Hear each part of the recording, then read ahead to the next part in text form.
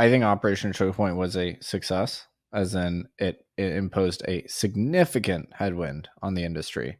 The major pro crypto banks don't exist anymore, right? Okay, I can't underscore that enough, right? Like Silvergate no longer exists. Hey everyone, this episode is brought to you by Sei. After several months of effort, Sei's V2 launch is live. Woo! Let's go and introduce the first high-performance parallelized VM to the world. Stay up to date by following Sei at Sei, that's SEI Network, or you can experience the speed firsthand at sei.io today. Thank you very much for being a partner to Bell Curve Sei. All right, everyone. Welcome back to another episode of Bell Curve. Before we jump in, quick disclaimer. The views expressed by my co-host today are their personal views, and they do not represent the views of any organization with which the co-hosts are associated with. Nothing in the episode is construed or relied upon as financial, technical, tax, legal, or other advice. You know the deal. Now, let's jump into the episode. All right, everyone. Welcome back to another episode of Bell Curve. Today, I'm joined by Alex Thorn and Nic Carter. Fellas, welcome to the show. Thank you. Yeah, thanks, Mike. Yeah, pumped to be here. Nic, this is the first time that you and I have chatted actually post your very victorious MMA debut. So just wanted to say congratulations, man. When is the next fight taking place? 1-0, baby. The next fight is September 19 in Singapore. Oh, it's not MMA. It's pure boxing this time. I'm going to be there. I'm going to be in Singapore then. I got to go. Yeah, come through. Crypto Fight Night. Me versus Hedgehog. Hedgehog. This is a nice time because you can say that you're actually undefeated as a fighter. So it's got to feel pretty good. So it shall remain. And so it shall remain. You've never made it to like scoring, right? This was a KO. Yeah, 100% undefeated, 100% knockout record. We're going to keep it that way. Dude, we got a lot to cover here. We're going to be talking about Operation Choke Point 2.0, but was there a little part of you that was a little bit afraid going on that? Like if you had gotten knocked out, that was a gift that was going to follow you around for the rest. You were very active on Twitter, you know? Yeah, I wasn't afraid of, like, all due respect to my opponent, Cody, I wasn't afraid of the violence of the fight. I was afraid of embarrassing myself and the social implications of getting knocked out. So yeah, I knew if I did, then people would clown on me forever. So I was locked in. It adds a dimension of bravery. I'm not going to lie. So good for you, dude. There was a lot at stake. All right, guys, let's get into it. So Nic's fighting escapades aside, I want to talk to you guys about Operation Choke Point 2.0. And Alex, you had a thread that went pretty viral earlier this week, I will say, and I want to get into all of that. But before we get into some of these new potential appointees from the Harris administration, I actually want to rewind the clock a little bit back. And Nic, I think you were the first one to call out this Operation Choke Point 2.0. And so you wrote something in Pirate Wires, I think of March of last year, where you formally just kind of did some of the mapping that was going on behind the scenes. So could you just kind of rewind the clock back for listeners who might not be familiar with Operation Choke Point 1.0 and then 2.0, just give us the whole background here. Yeah, so I mean, look, crypto people have had issues with banking forever. That's why stablecoins exist in the first place. So it's always been tricky to have a bank account as a crypto firm or individual. It got much harder after the collapse of FTX. And we didn't know it at the time, but it turns out it was an explicit movement by the Biden administration to choke out the crypto industry. Of course, that it was a multi-pronged maneuver, but one of the main things they did was signal to the financial regulators, the Fed, the FDIC, and the OCC, to encourage the banks to drop their crypto clients. And this was a real thing. This happened. At the same time, roughly speaking, the major pro-crypto banks also went out of business. Which is related to it as well. That wasn't just a coincidence. And so Choke Point, and I called this Operation Choke Point 2.0. That is our branding. That wasn't what the government called it, to my knowledge. I don't know if they've referred to it at all. Maybe there's a memo somewhere. But Choke Point 1.0 was a real thing. That was the name that the Obama administration gave to a real program that they ran in Obama's I guess, second term, which focused on using the bank regulators to persuade the banks to drop payment processors that were serving certain politically disfavored industries. And some of them were like conservative leaning industries like firearms manufacturers. The adult industry was another one, which I don't think has a political lean one way or another. Initially, it was hashed to deal with payday lenders. So the Obama admin didn't like payday lenders. They didn't pass a law to ban it. Instead, they used this more subtle tactic to intimidate the banks into dropping payday lenders. And then it expanded to actually dozens of different industries, most of them being industries that were disfavored for some reason or other. That ended when Trump came into office. In my opinion, it was unconstitutional, but it never came to that. It wasn't ever litigated in front of the Supreme Court. And then post FTX, it appears that the Biden admin felt political license to do the same thing. They had the same FDIC chairman, Marty Gruenberg. He ran it under Obama. He came back into office under Biden, and they ran the same playbook, this time focusing on the crypto space. And effectively, there were a number of ways they did this, but one of the ways was by going to some of the major banks servicing crypto companies and imposing a deposit cap, saying you can only have 15% of your deposits attributable to crypto clients. And at the time, there were banks that had 95% of their deposits focused on crypto. So overnight, banks with that business model became obsolete. And then systematically, and they've continued to do this, banks have been encouraged to drop crypto clients, and that's where we are today, and it's still ongoing as far as I can tell. Yeah, that's a really good. I'm part of what I want to do in this conversation is I want to draw the curtain back here, and you mentioned Marty Gruenberg and the FDIC, and I want to shed a little bit of light on who are the actors that are involved in this sort of stealth sting operation, and also some of the key players, actual people. I don't know, Alex, if you have anything to comment on that, but I want to get into some of the specifics here. Yeah, I think the Fed also, very involved. I don't think people realize, maybe some in Bitcoin and crypto are well versed in the lore of the Fed, but it is not a government organization. There's almost no oversight whatsoever over the Fed by the US government, which means also by the people.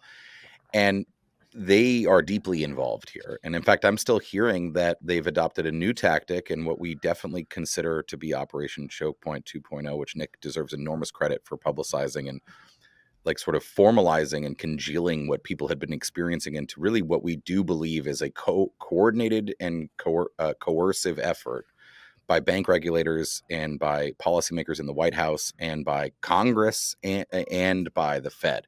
So I don't want to leave the Fed out of this. And a new tactic that I'm hearing about is just simply not replying to normal standard requests that involve, say, real-time payments networks or any type of prudential request. If it involves like onboarding a new crypto-related client, they're just ignoring at this point.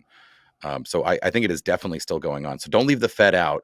There are other players, though. I can start listing them if you'd like. And that's was the focus really of the thread that I was writing yesterday. A lot of them, I think, unsurprising to this audience, emanate from Elizabeth Warren's sphere of influence, and certainly from her wing of the Democratic Party, but in many cases directly from her office, right? Yeah. We all know that SEC Chairman Gary Gensler is allied with Senator Warren. As far as I know, he never worked for her. But he did work at MIT in between the CFTC and the SEC, and that's in Cambridge, where Senator Elizabeth Warren works. I'm pretty sure they met a fair number of times. That would be reasonable to believe. But also, in particular, the Biden economic policy advisor cohort is heavily derived from her literal office and her campaign for president in 2016.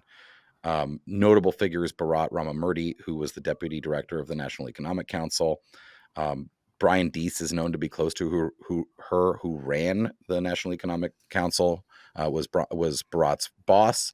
When Bharat left, he was replaced by John Donnenberg, who also worked for Senator Elizabeth Warren. And to be clear, these people were her chief of staff, her chief legislative counsel, her top economic advisor, her campaign's top economic advisor. It's not like, some aide who got a new good job and fondly looks back upon his time as working for his former boss, right? And there were one of the things I think that alerted a lot of us and Nic, and I know in his first Pirate Wires piece too, was literal coordinated actions across departments of the government that are not formally connected, right? And one of the most iconic is on January 27th, 2023. So last January 27th, the Fed, the National Economic Council, Dick Durbin, the number 2 Democratic senator in the Senate, all released content, and they denied Custodia's master account and their Fed member application on that day. They released new guidance that expanded their joint letter from January 3rd that year, which banned banks with the FDIC and OCC, banned basically national banks from touching crypto at all. It's more nuanced than that, but that was the effect. They extended that guidance on January 27th to all state banks. Again, this is an organization whose sole statutory responsibility is to maintain price stability and work towards full employment in the economy. But this is all bank oversight and supervisory stuff that, I guess we know they have a derivative mandate for, but it certainly is not in their statutory powers, and they effectively have God powers to do it. Brian Deese, who's apparently now advising Kamala Harris's campaign on economic policy, along with Bharat, he penned a blog that was called Mitigating the Risks of Cryptocurrencies, basically. It was ostensibly a thoughtful piece about the Biden administration's economic policies and innovation policies towards cryptocurrency, derived from all the work that the departments did in response to President Biden's 2022 executive order on looking into crypto. And literally the word fraud and risk is mentioned like dozens of times throughout this, with merely like 1 or 2 sentences of lip service paid to the idea that this technology can even be innovative. So the whole thing was, here's how we're going to protect the government and the people from crypto.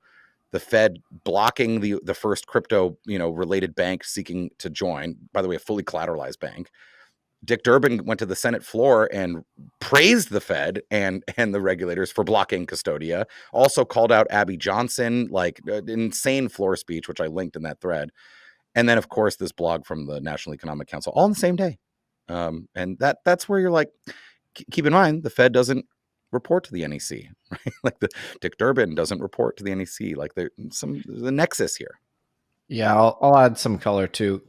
Initially at the time, there was the fog of war, so I didn't 100% know what was going on. Since then, I've received a lot of clarifying details. We know now that it was the regional feds that imposed that 15% threshold on crypto activities at these banks. So if you were a bank that had a lot of crypto clients, overnight your business evaporated. There was a direct mandate from the Fed. So I initially thought it was the FDIC, which was the primary instrument of choke point 1.0. It looks like that one came through the regional Fed banks.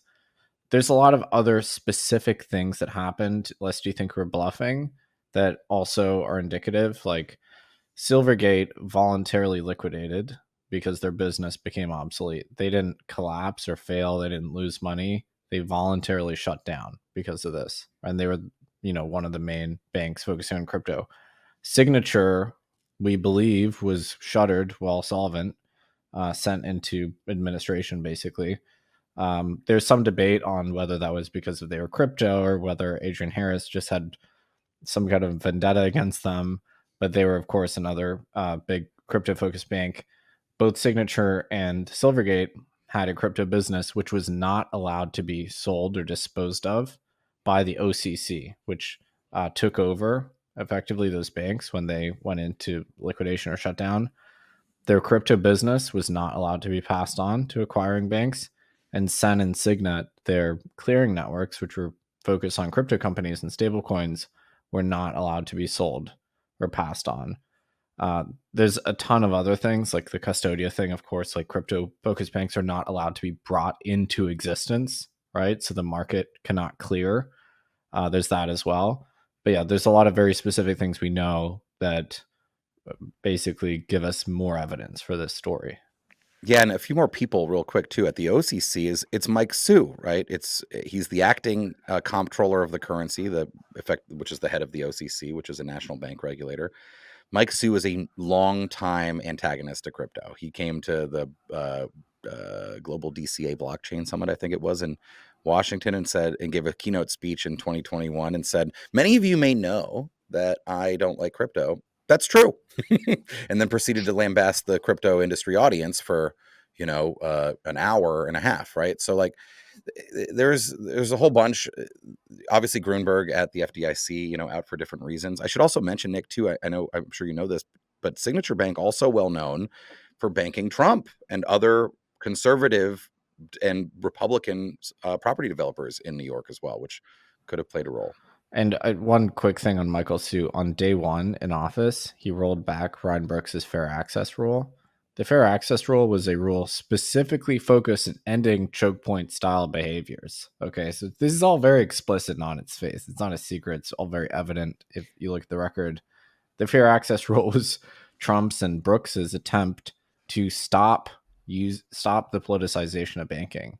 So it wasn't like Trump came into office like, okay, we're going to do a counter choke point and go after abortion clinics and leftist causes and universities. He could have done that based on the infrastructure the Obama admin had built, but he didn't. He said banking should be depoliticized.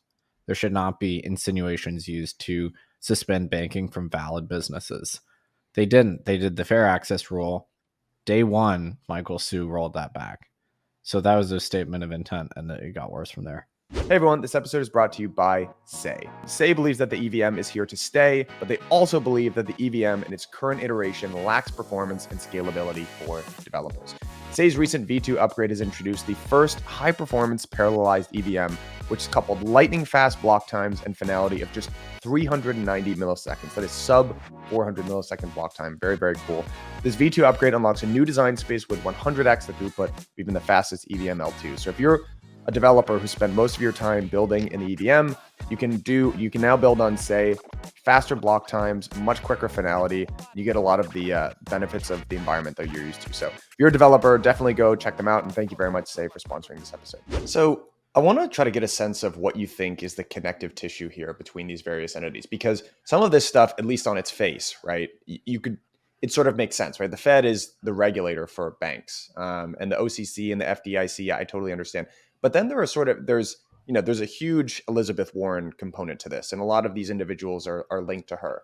And then you have this is frankly something that I just don't understand super well. And Alex, I was poking around after your thread, but these special economic advisors like Bharat or Brian Deese, it doesn't make sense to me. And I can't remember, this might have come from Caitlin Long, who, Custodia is in the process of suing their regulator, the Fed, because an application that should have taken, by the Fed's own estimate, 5 to 7 business days took over 2 years. They felt like their hand was forced and they were going to go out of business.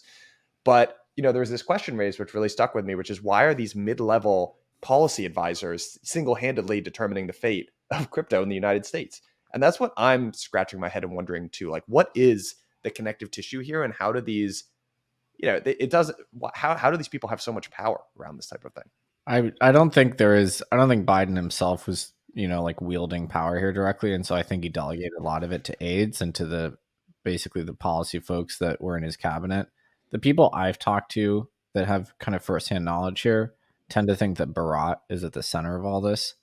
So clearly there was some dictate that went out from the White House to the various financial regulators. We haven't seen this. We haven't seen a memo or anything like that, but that must have happened. And I would love to eventually find out what happened.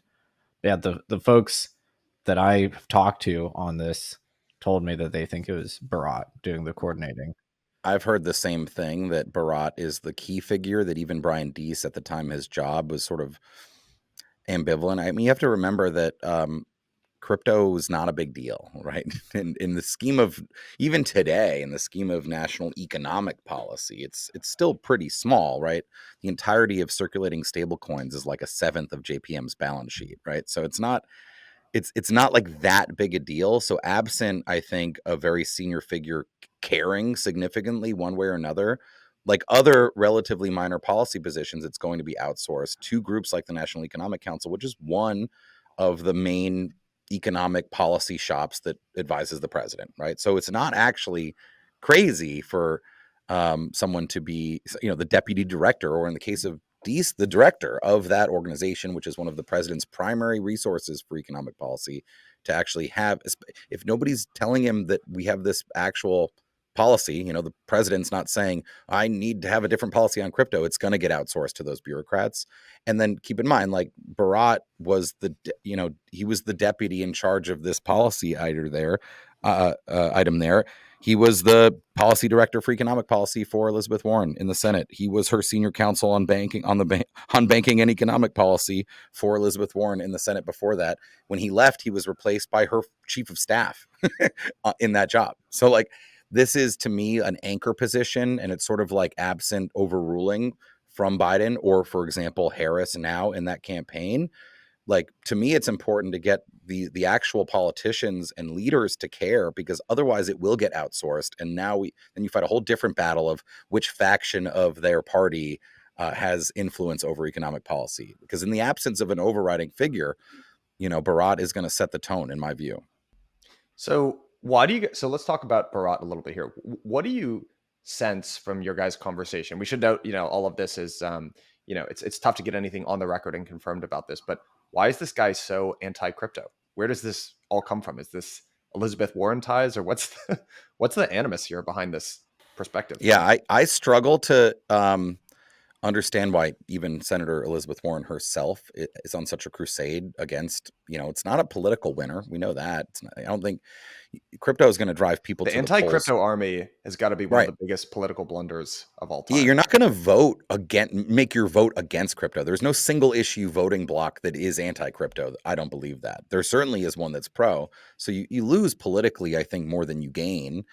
I think it comes down to questions of control, view of how the economy should be managed by the government, that they prefer a consortium, a cabal of highly regulated banks, and then they can use the regulators to then impact economic policy on the ground through the banks.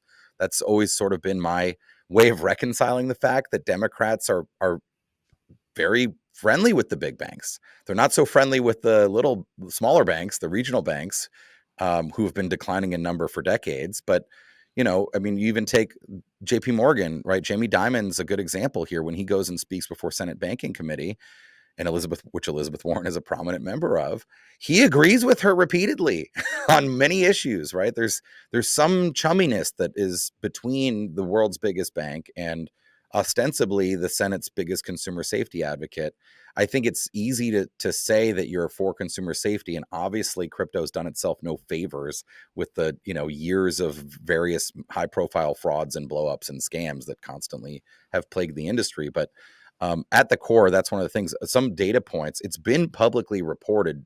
I cited two instances, but Leo Schwartz, a strong crypto industry reporter at Fortune, he reported that the stablecoin bill deal that had been being worked out last summer in 2023 between House Financial Services Chairman Patrick McHenry and Ranking Member Maxine Waters, which would have formalized and legalized stablecoin issuance in the U.S., it was killed by Bharat, basically. Bharat was the one that picked up the phone and said, like, the president wants you to kill this bill, Maxine. Don't.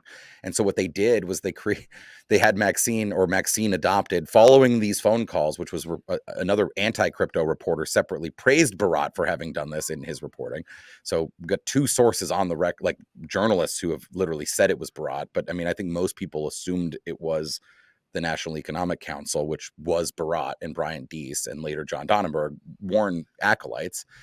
What they said was the negotiating position should be only the Fed can oversee or national banks can issue stablecoins. That should be the Democrats' position in the House Financial Services Commission, whereas the Republicans and Patrick McHenry were saying, look, the national banks, state chartered trusts, potentially even credit unions should be able to do it, which are all regulated, by the way, right? We don't want to pick a winner or a loser, for example. And of course, New York State is very in favor of that because the NYDFS has multiple stable coins under its jurisdiction. And while, an onerous regulation, the BitLicense is, it nonetheless functions, right? And so the states want the ability, big banks like BNY Mellon are state chartered trusts, right? Like obviously they also have Fed membership, but the problem, the intellectual dishonesty behind that we now know was coming from Bharat and the NEC to the Democrats on House Financial Services as the president and the administration's preferred negotiating tactic, is that just months before they had worked with the Fed and Dick Durbin on that January 27th stuff, which specifically barred states and national banks from touching crypto. So by saying that only Fed member banks can do the stablecoins, they know already the Fed has prohibited those banks from doing stablecoins. So it's an intentionally dishonest negotiating position, and that's what killed the stablecoin bill. And it supposedly came from Bharat. So your broader question, Mike, about like why they hate it so much, I think there's some reasons. I'll let Nick opine more too. Yeah, no, I totally agree. I think it has to do with control, and they would rather that there's a small handful of heavily regulated banks and financial institutions that they can influence and watch closely, as opposed to a constellation of less regulated entities. This is why even progressives are often against fintechs, even because they feel that they're outside of the regulated ambit and they're unaccountable. And if you look at the progression of choke point, it's gone beyond encouraging banks to unbank crypto, and it's gone towards now embedded finance or banking as a service. It's now targeting fintechs that don't even have a crypto practice. And actually, if you look at all the recent FDIC examinations, you have a far, far higher likelihood of being examined or facing some kind of consent order from the Fed if you are a partner bank to these fintechs beyond just crypto. So it's something everyone should care about, actually, because it will make your ability to, as a startup or small business, to get banking, modern day efficient banking from a quality fintech partner. It makes it a lot harder. And I think the common thread is this view on the progressive side that banking should be the purview of the government and finance should be something that's closely monitored, presumably for the projection of political objectives, social goals, whatever those might be. So that's kind of my synthesis.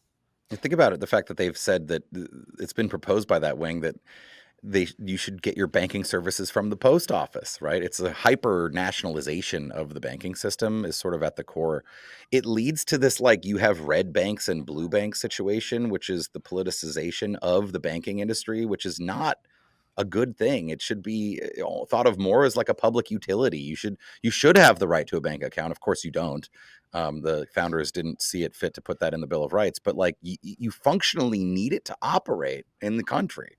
So you can ruin people's lives by stepping in and blocking their banking access. This could be a good moment to talk about the constitutionality of this. So, to be clear, in my opinion, Operation Choke Point is deeply unconstitutional. It just hasn't reached the Supreme Court, and there's this really chilling issue where a lot of the folks affected are not willing to make a case.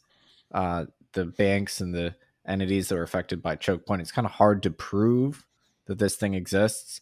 Again, it's all very much based on insinuations and threats, off the record conversations. There's not a lot written down. But in my opinion, there's a good legal draft written by law firm Cooper and Kirk last year saying they believe this violates due process, the Fifth Amendment, because the government is stigmatizing a specific legal industry and causing banks to stop doing business with them. So there are certainly constitutional questions. If the government wanted to ban crypto, they could pass a law saying you can't do crypto. This is a way to go around the legislative process to use executive power over financial regulators to achieve the same goal without having to pass a law. So I believe that it's unconstitutional. I do recommend you look at the Cooper and Kirk draft. All right, we can link that in the show notes. And I guess maybe this is a good point in the conversation as well to turn towards, this is where we move into the realm of speculation a little bit here. We've gotten little drips out of frankly, we just don't really know what the Harris administration would really look like. We haven't heard, a firm declaration of their platform or their policy. But Alex, you did a little bit of sleuthing here, and you found Bharat and Brian Deese as potential advisors. Axios did a little bit of reporting as well in terms of who some of the picks might be, either for SEC chair or someone like Treasury. Some of that looks relatively positive for tech and crypto. Some of it looks decidedly more negative. Wally Adeyemo, I can never pronounce his name. Adeyemo is in the running for that, and he has been a pretty staunch crypto critic. He was part of that pretty frosty reset Zoom call that the Harris administration tried to have with some of the crypto executives last week. And so I would love to get a sense from you guys about how you think things would change either under a Harris administration or a Trump administration. Yeah, I think a Harris administration is decidedly, no matter how it goes in our, in crypto's favor or not, is decidedly less favorable to, or constructive, I should say, to the crypto industry than a Republican administration, the Trump Vance administration. I think that's pretty obvious. I'm sort of the camp that I don't think it really could get much worse than the Biden administration. I think the sort of worst case is the same as now. And, I think despite all of the headwinds and unconstitutional barriers and deplatformings that have happened, it's not like the industry is dying. It's just, certainly held back. I think, to me, we don't know really anything about Kamala Harris's positions. I think she is set to give her big speech unveiling some of those economic plans in Raleigh on the 16th. I think, and basically on Friday, if I recall the date, but very imminently. I'm certain she will not mention crypto in that speech. So, from what I'm told from some credible people, it is still undecided what their policy will be. And there is tonight, on Wednesday the 14th, this Crypto for Harris call. There are prominent Democrats joining that call. Richie Torres is going to speak on that call. He's very supportive of crypto. He's explicitly come out against Operation Choke Point 2.0. So there are Democrats that she could be talking to. I don't know that she is, but that she should talk to, I'll say, that are prominent and are thoughtful and do not agree with the current approach. So I think part of the game is, when you look at, though, people like Brian Deese and Bharat and Wally Adeyemo, Wally's not, I would say personally, as negative as Bharat. But he's the head of FinCEN. Well, he's the number 2 at Treasury, but his big thing is KYC AML stuff. I personally don't think he's qualified to lead Treasury, just in general. But he falls in the camp on a policy side, sort of where he's quite negative, I would say, for crypto, is that he sort of agrees with Warren on the Digital Asset Anti-Money Laundering Act stuff, which is that validators, miners should have to KYC all transactions. And so sort of in the FinCEN world is my understanding, but he's not positive. To my view is, if we don't get other people around Kamala who have a more constructive, fair view of technology and innovation and, and crypto, it's likely to not be important and default to who she's got around her right now. And that is not good, right? This isn't that big an issue for the Harris campaign. I think if the race tightens, it could become a tighter issue. I think we've actually lost the industry a significant amount of influence as Trump's poll numbers more recently have declined. I think it'll tighten again. I think there is a voting block to court here, and they'd be very wise to include more voices. There are a lot of Democrats who don't agree with this. I do think Chair Gensler will not be the chair of the SEC under a Harris administration. That's my guess. I think in general, Democrats don't favor as vocal of a SEC chairman. It's not just crypto. The asset managers are all up in arms about a variety of rulemaking that the SEC has proposed as well. So my guess is but if it's Bharat as his replacement, I think they all know it wouldn't, I think it's not likely to be a Warren acolyte at SEC in particular. Maybe that's optimistic of me. So I think it would be flat to slightly better as a Biden administration, like in our downside case, which, again, we're still going to be here if Harris, the goal really needs to be explaining the positives of blockchains and stable coins and Bitcoin to this administration. Yeah, I mean, I generally agree with Alex. Like, of course, Trump has made crypto a core part of his platform and has advisors and folks in his potential cabinet around the table that own crypto and are pro crypto. So there's no question there. Also, regarding choke point, again, that's something we actually know where Trump stands on it based on his first term. And they tried to undo Obama's choke point and be fair. So they didn't do a counter choke point or anything. They just said, don't politicize banking. So no real issues there. On the Harris side, we don't know. I agree. I don't think it is a priority for them. There's probably other issues that they want to make the campaign about, and crypto certainly isn't one of them. One thing that we should really keep in mind is the Senate. The Senate, has to confirm all the appointments. And if the electoral math is slightly favorable to the Republicans on the Senate side, if Trump loses in a landslide, it probably won't matter because the down ballot races will be affected. But if the Republicans carry the Senate, the Harris administration, if she wins, will not be able to appoint all of the most, liberal cabinet members. And the Republicans 4 years ago were not attuned to this. Now they are, right? They're activated around the issue of crypto. So if it's a split Congress with the Senate falling into Republican hands, these confirmations will be blocked for the most troublesome or meddlesome regulators. So it is possible that under a Harris administration, things could get materially better if Harris feels that given Republican control of the Senate, they have to nominate moderates. And I do think Republicans will be on notice for the next Grunberg, the next Gensler, etc. So it's neutral, because again, it's hard to imagine how crypto policy could get worse in this country, short of them passing a law banning stablecoins, which they might try and do, right? Like the future of stablecoins does kind of hang in the balance, and it is a KYC AML issue. Like stablecoin transactions on the blockchain are not surveilled necessarily, so that's an issue that might actually come to a head at some point.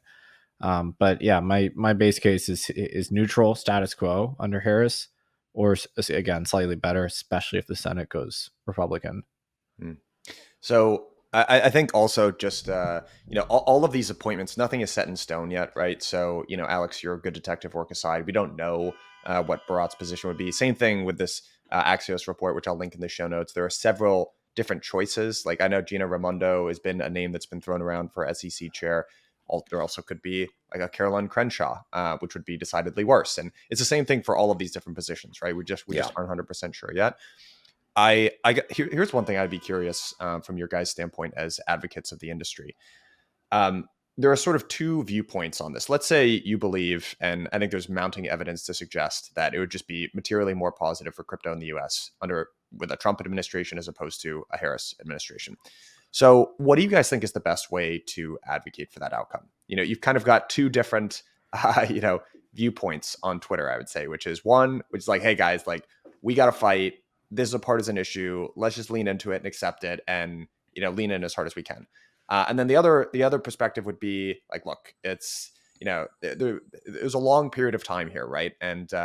And ultimately you want technology. Like if you look at most industries that are out there with some notable exceptions, NRA is very right. Silicon Valley historically has been very left, although that's changing. Like banking is very neutral, right? It's very like an even mix in between Republicans and Democrats. And maybe for like the long run of crypto and mass adoption, we don't want to like totally tether ourselves here to one party or the other.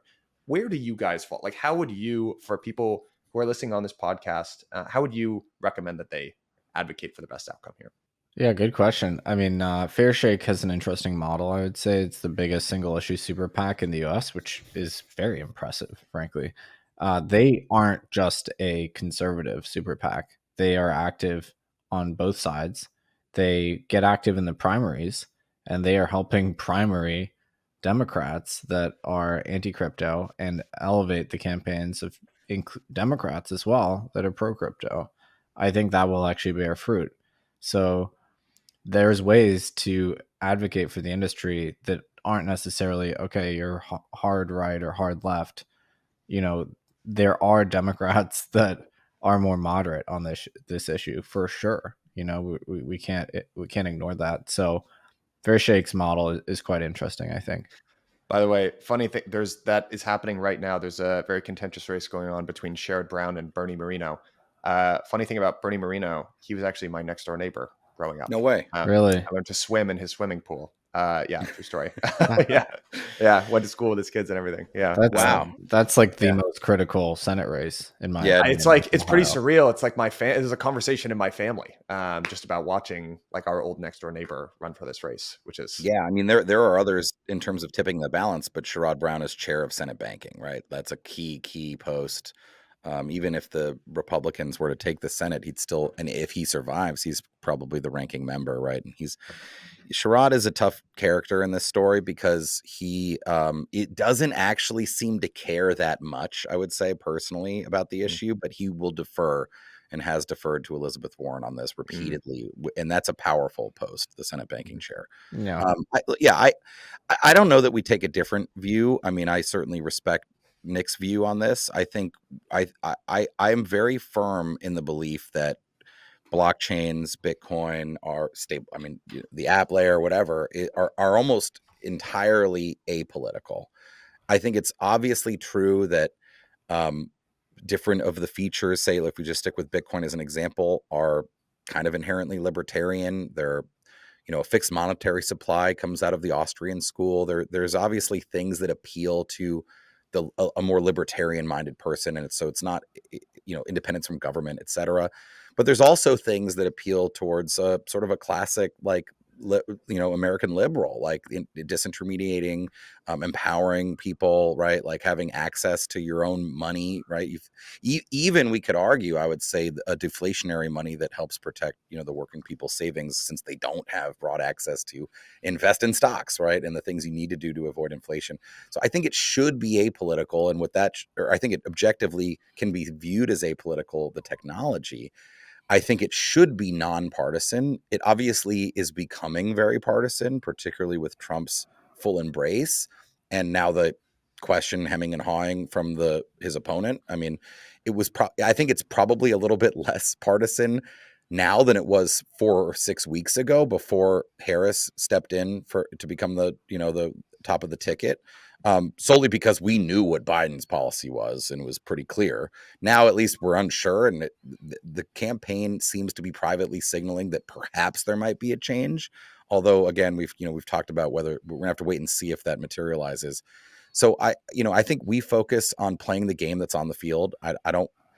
When we advocate, and when I advocate for this space, we talk, yes, to members of Congress, senators, right? People that actually work on policy and try to help, explain why this policy would either be detrimental in an extreme way or at all, explain how the industry works and how to get to a constructive, framework, if it's market structure or stable coins or whatever it is, that, protects American jobs and promotes American economic prosperity. And it's tricky. I mean, I do think that it could come down, and it appears at the moment to be kind of like this. If you are a single issue voter, this election matters for crypto. There's no doubt about that.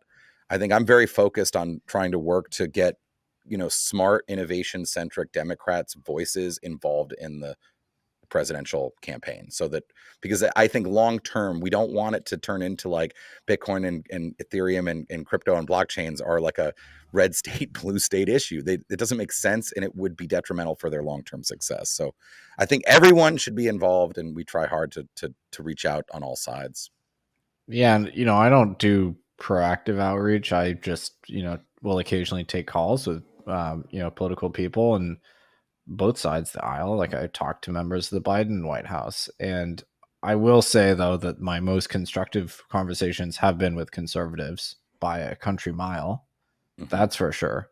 But I'm nevertheless willing to talk to anyone in the White House or Congress that wants to learn more about crypto and get involved and see how it could be useful and supportive for U.S. interests.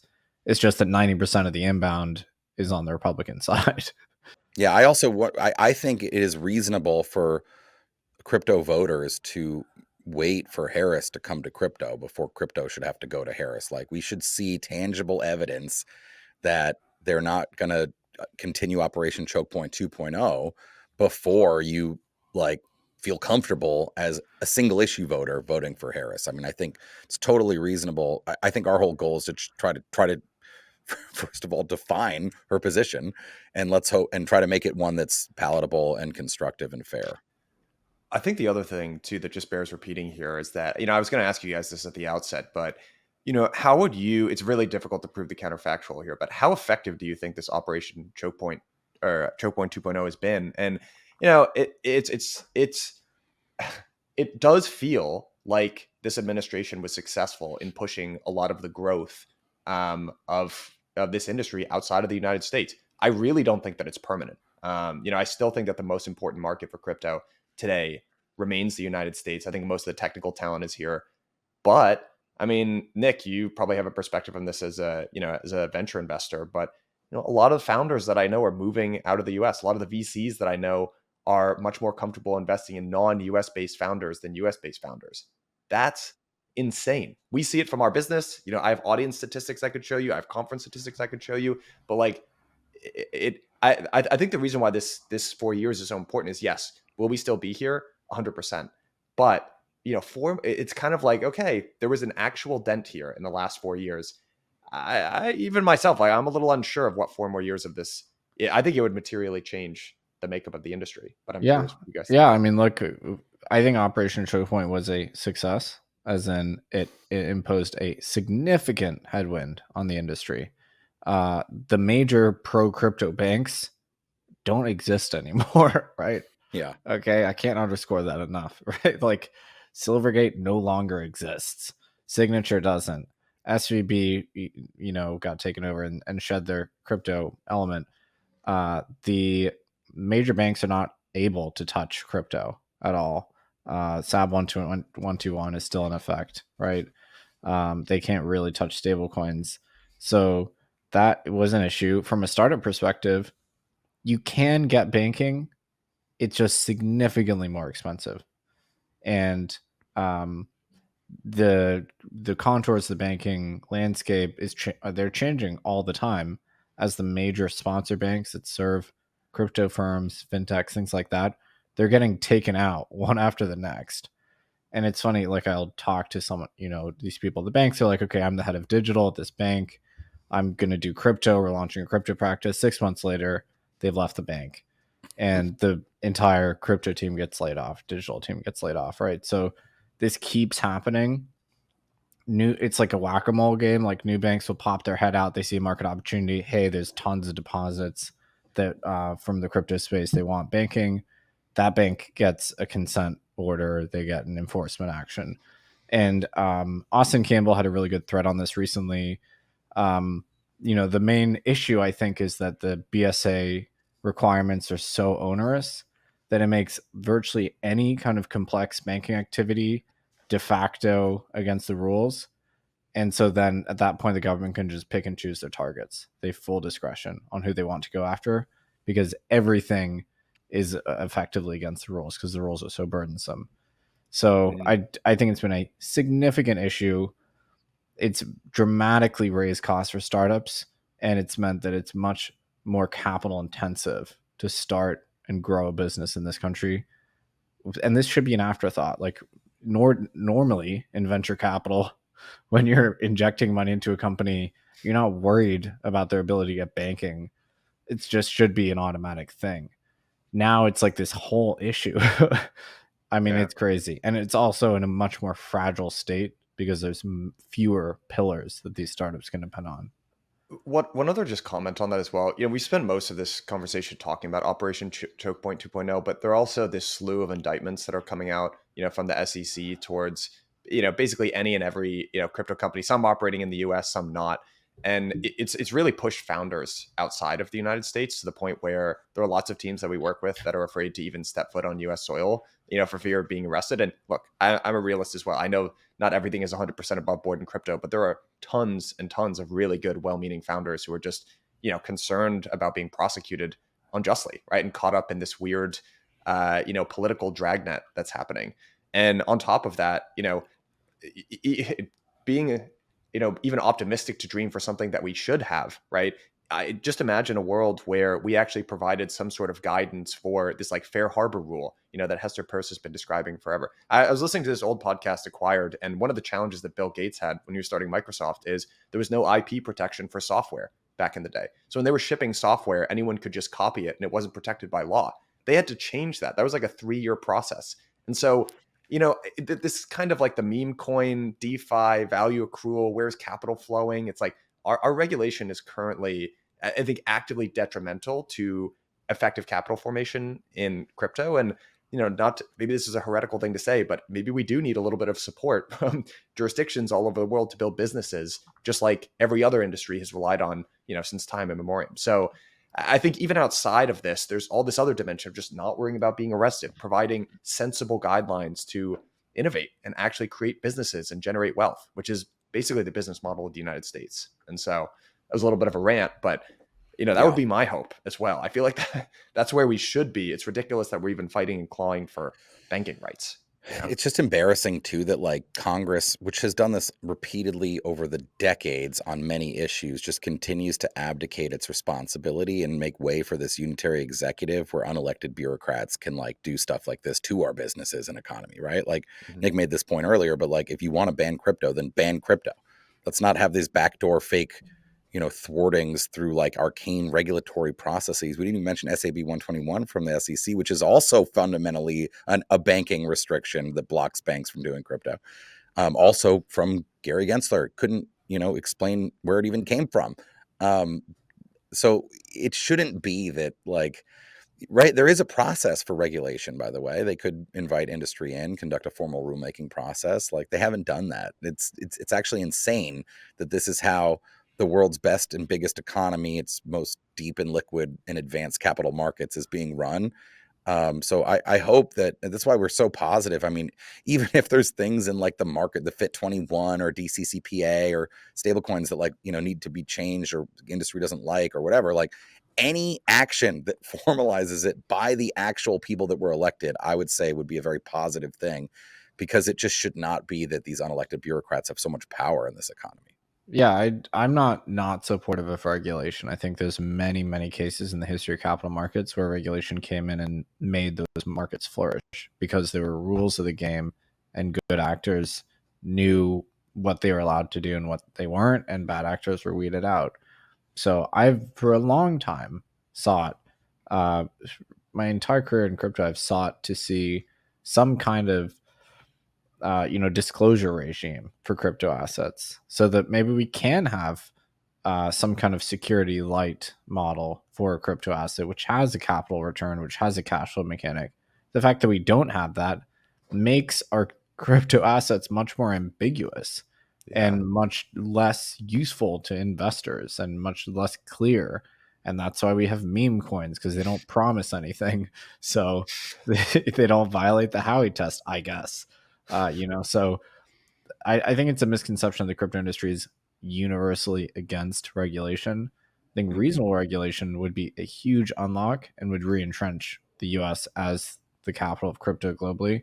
And we are falling behind. Like other jurisdictions are doing better than us, which is very embarrassing because we are meant to have the best and most liquid and fairest capital markets in the world. All right, guys, I want to actually, I know we've only got a couple minutes left here, and I actually wanted to ask you a little bit of a markets-based question. So, Nick, I saw you tweet out a couple of weeks ago, hey, maybe it wasn't the best idea to turn BTC into a Trump win coin. And I would just be curious, that was a funny tweet, but I would just be curious to get a sense from you guys, because ever since I think Trump's election odd peaked right after his failed assassination attempt and have since been trending slightly lower, and it looks like crypto is trading in line with that. So I want to get a sense from you guys, how much do you think the perception of the election odds here are actually impacting crypto markets? Actually, let's just start there. Yeah, I mean, I think it explains, let's say, 50% of the variance in Bitcoin price at the moment. You could do a regression to get a better sense of it, but I think until the election, the market is kind of holding its breath to see what happens. And crypto, I mean, you can see proxies all over the place, like small caps versus large caps. Like there are baskets. It's like the Kamala trade, the Trump trade. Crypto, I think, is the purest expression of the political binary event that we have here. I think if Trump wins, you're seeing Bitcoin trade at new all-time highs. And if Harris wins, probably status quo. So certainly, I think we are exposed to it in a very, very meaningful way. There's not a lot we can do about that. That's just the way it played out. Yeah, I agree. I think if we step back and think about what catalysts outside of grind higher, I mean, I think it's reasonable for absent catalyzing positive or negative market event, whether it's macro, geopolitical, setting aside the politics for 1 second, like I think there's every reason to believe Bitcoin trades in a range between 50 and 70K, at least until the election, right? I think that, in fact, the way I've been saying it is that, like, as we've both agreed, I think downside's relatively capped. I mean, it could certainly trade down to 49K. It just did, so we know that's possible.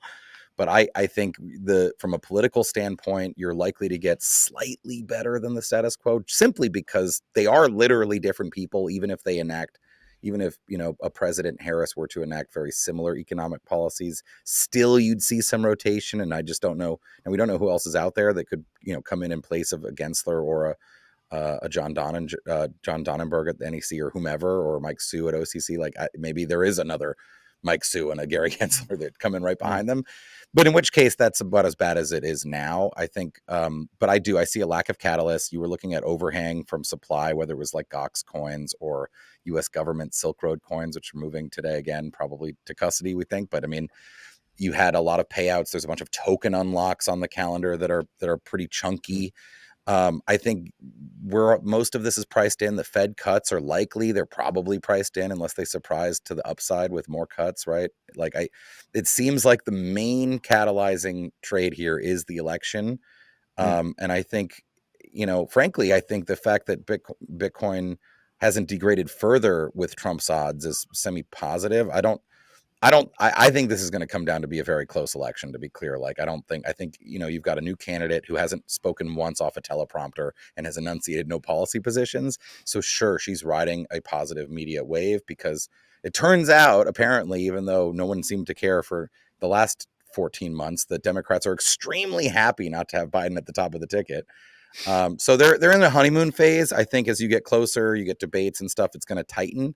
But I do think, I totally agree. I like that tweet from Nick. I think that's right. I think we did some correlation analysis on Bitcoin price and Trump predicted odds, favorability or likelihood to win the election, saw some correlation, but you can just look at the charts. I mean, like you don't need to get, whether like a log n price change daily on Bitcoin price, like has this regression perfectly. Like it's pretty obvious that Trump is very bullish for Bitcoin and crypto. And we just have a question mark. I think if they come out with an anti-crypto position, that correlation will tighten further, right? It'll come higher. So we just have to wait and see. She's not going to say, I'm going to go look. There must be I saw Polymarkets for Trump on Elon's X space about what words he would say.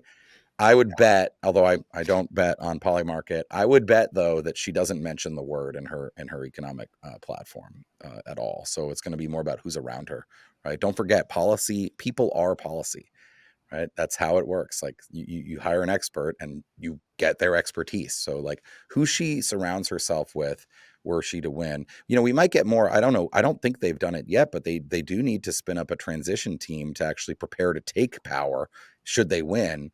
Oftentimes the people put in charge of recruiting and looking into and vetting candidates for various roles, oftentimes the vetters end up being the candidates. So we really need to see who's put on that could offer more clarity into who might surround her.